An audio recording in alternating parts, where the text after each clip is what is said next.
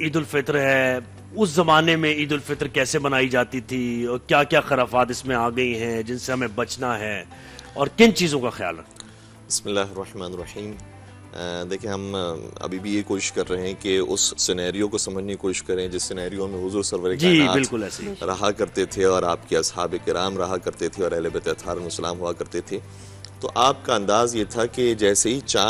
چاند رات داخل ہوتی تھی، وہ رات ہی آپ کی عبادتوں کی رات ہوتی تھی اور ساری رات آپ عبادات میں گزارا کرتے تھے۔ ہمارے یہاں پر بھی رات بھر لوگ گھر سے باہر تو نکلتے ہیں لیکن وہ مقصد کوئی اور ہے۔ یہاں پر حضور کا جو گھر سے باہر نکلنے کا مقصد ہے وہ بھی عبادات ہے، عبادات کے ساتھ رات گزارا کرتے تھے۔ اور مولا متقیان کے بارے میں بطور خاص روایت ہے کہ ان امیر المؤمنین لا ینام ثلاث لیال،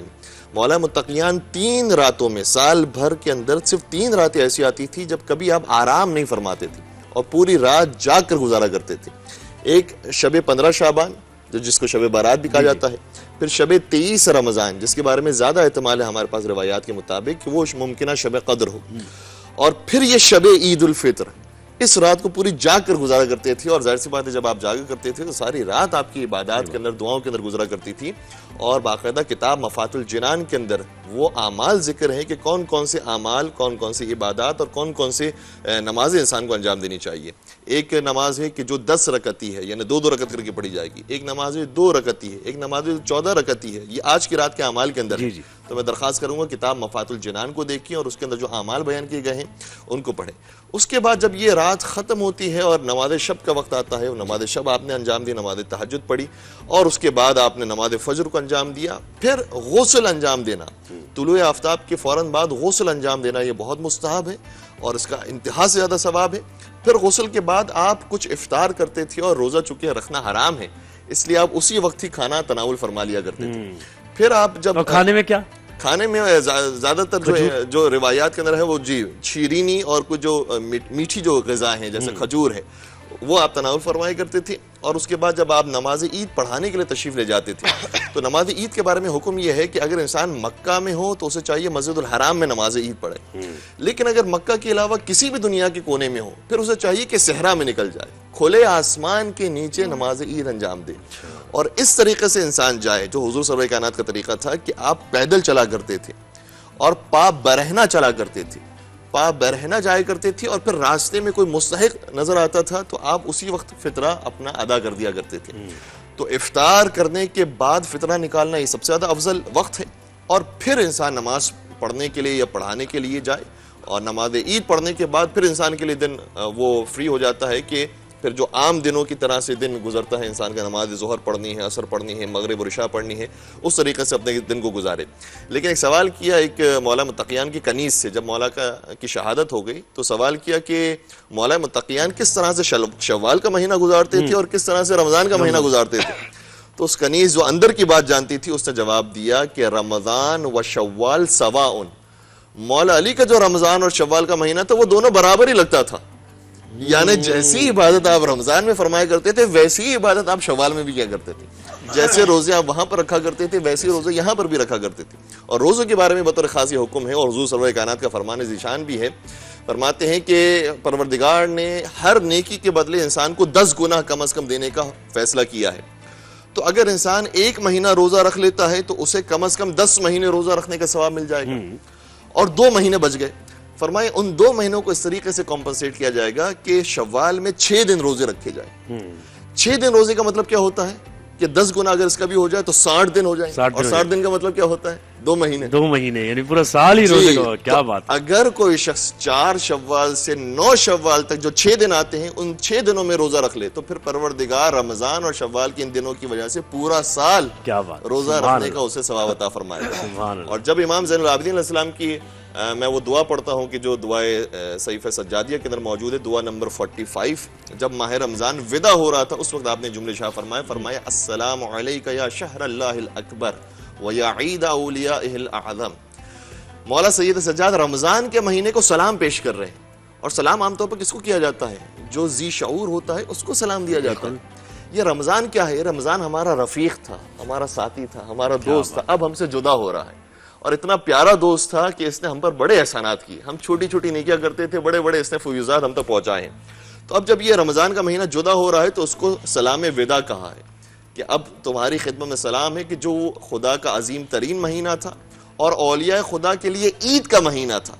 یہ مہینہ عید کا مہینہ تھا, نہ یہ کہ جو اب عید آنے والی ہے وہ عید ہے. یہ مہینہ عید کا مہینہ تھا کہ جس میں ہم ذرا سی نیکی انجام دیا کرتے تھے اور پروردگار اتنا لاکھوں میں ثواب دیا کرتا تھا. اور پھر مولا سعید سجاد کا طریقہ یہ ہوتا تھا کہ رمضان ہی کی آخری ایام کے اندر جتنے ان کے پاس غلام ہوا کرتے تھے وہ آزاد کیا کرتے تھے اور یہ کہہ کر آزاد کرتے تھے کہ تم نے ہماری خدمت کی ہے اور کچھ یقیناً تم سے کوتاہی ہوئی ہے, لیکن میں خدا سے دعا کرتا ہوں کہ پروردگار میں نے اپنے غلاموں کو آزاد کیا ہے, اے خدا جو میری کوتاہیاں ہیں پروردگار تو مجھے بھی آزاد. کیا بات ہے, سبحان اللہ, زبردست. الرحمن الرحیم. دیکھیں سب سے پہلا حکم جو قرآن کریم کی صورت میں حضور سرور کائنات پر نازل ہوا اور جو ہماری ہدایت کے لیے ہے وہ ہے بسم اللہ الرحمن الرحیم. اقرأ بسم ربک الذی خلق, پڑھو اپنے رب کے نام سے جس نے تمہیں پیدا کیا. تو سب سے پہلے تو حکم ہی پڑھنے کا ہے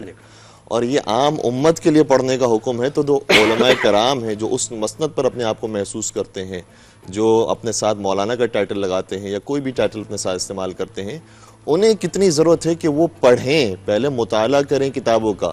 صرف اپنے لباس کو دیکھ کر اور لباس پہن لینے سے کوئی عالم یا کوئی مفتی یا کوئی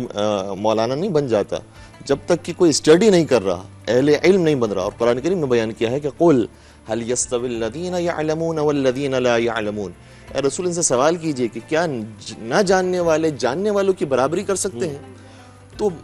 جو بیس ہے وہ ہمارا علم ہے. اگر علم نہیں ہے تو آپ نے کتنے ہی لباس پہنے ہوئے ہیں, کتنے ہی ٹائٹل لگائے ہوئے ہیں اور کس بھی چینل پر آپ آ رہے ہیں, اس سے خدا کو کوئی سروکار نہیں ہے. یہ بتاؤ کتنا علم ہے, کتنی معرفت ہے اور کتنی عبادت کرنے والا ہے. دوسری بات یہ ہے کہ آپ نے جیسے بات کی کہ ویورشپ کے چکر میں رمضان ٹرانسمیشن میں ایک ہلڑ بازی چل پڑی ہے, تو میں ان سے درخواست کروں گا کہ دیکھیں یہ ماہ رمضان ہے, مقدس مہینہ ہے, عبادتوں کا مہینہ ہے. اگر کسی مقدس جگہ پر کوئی تخریب کاری کرنے کی کوشش کرتا ہے تو حضور کو حکم ہے قرآن کریم کے اندر کہ اس مسجد کو بھی گرا دو جو مسجد زرار پہنچانے کے لیے آئی ہے. تو اسی طریقے سے اس چینل کے بارے میں آپ کا کیا خیال ہوگا کہ جو چینل یہ کام کر رہا ہے اور جو چینل منافرت پھیلا رہا ہے اور جو چینل کے ذریعے ایک ایسا شخص کہ جو بظاہر تو ایک عالم کے لباس کے اندر ہے لیکن غیر علمی اور سچی باتیں بیان کر کے لوگوں کے درمیان منافرت کی فضا قائم کرنے کی کوشش کر رہا ہے. دوسری بات یہ ہے کہ اگر آپ کو ویورشپ کی اتنی چاہت ہے تو پھر رمضان ٹرانسمیشن کا نام استعمال نہ کریں, یہ مقدس محفل کا نام استعمال نہ کریں. پھر آپ اگر چاہتے ہیں, میں اجازت نہیں دے رہا ہوں, لیکن یہ کہ اگر آپ کو ویورشپ ہی کی لالچ ہے تو پھر آپ ناچ گانے دکھائیے, نعوذ باللہ, پھر آپ دوسرے کام کیجئے, پھر آپ کارٹون دکھائیے, پھر اس طریقے سے آپ کو ویورشپ حاصل کرنی ہے تو اس طریقے سے ویورشپ حاصل کریں. اور پھر ایک اور بات میں عرض کرنا چاہوں گا کہ بعض لوگ وظائف کے نام پر, بعض لوگ عملیات کے نام پر کچھ ایسے وظائف اور عملیات بیان کر رہے ہیں کہ جو منسوب نہیں ہے معصومین سے, جو مروی نہیں ہے قرآن کریم کی آیات کے اندر یا روایات کے اندر موجود نہیں ہیں. ہم اپنی مرضی سے ہمارے دل کے اندر جو چاہا ہم نے وہ بنا دیا اور پھر پیش کر دیا دین کے نام پر اسٹیمپ لگا کر. وہ ٹھیک نہیں ہے طریقہ.